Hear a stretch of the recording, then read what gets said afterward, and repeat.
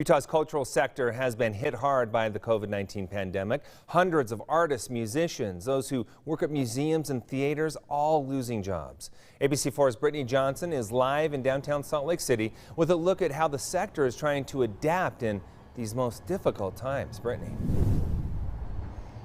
Well, Glenn, Echoes Theater is one of many places artists call home, and usually this area would be bustling with people coming to see them perform. But since COVID-19, productions, theaters, cultural arts have all closed its doors, which means more than 600 people have already been terminated and another 4,000 jobs are in jeopardy.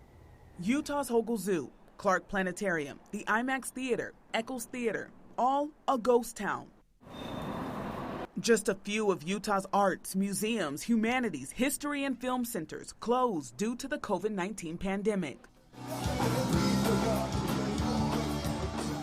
Musicians also feeling the pain. Everybody's life is changed and completely different than it was from a week ago. Crystal Young Otterstrom is the executive director for Utah Cultural Alliance. She says the cultural sector is taking a hard hit because of the virus. We are heavily reliant on ticket sales. And those sales have plummeted due to statewide restrictions and limits on social gatherings to help mitigate the spread of COVID-19. Data collected shows Utah's cultural sector has lost over $29 million since being shut down.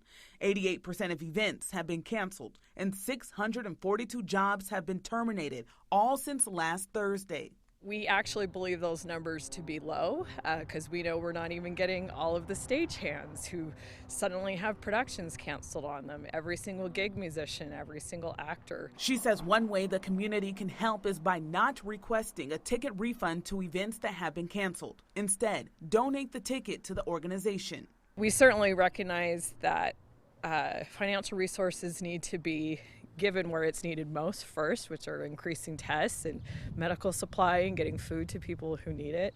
But as the attention turns to recovery as a state, we release this data in the hopes that they'll remember that we need help too. And if you're a business that has jobs available, consider hiring those that fall under the Cultural Alliance umbrella.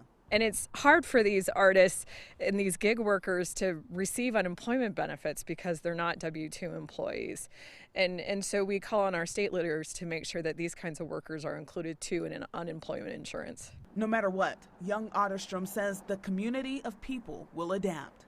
One of the things I love about arts and humanities is that ability to rise above. And this is one of those times where we can do that. Now, being an artist also means being creative and innovative, and one way that they're doing that is by moving their performances online. We have details about that on our website, abc4.com. But for now, reporting live from downtown Salt Lake City tonight, I'm Brittany Johnson, ABC4 News.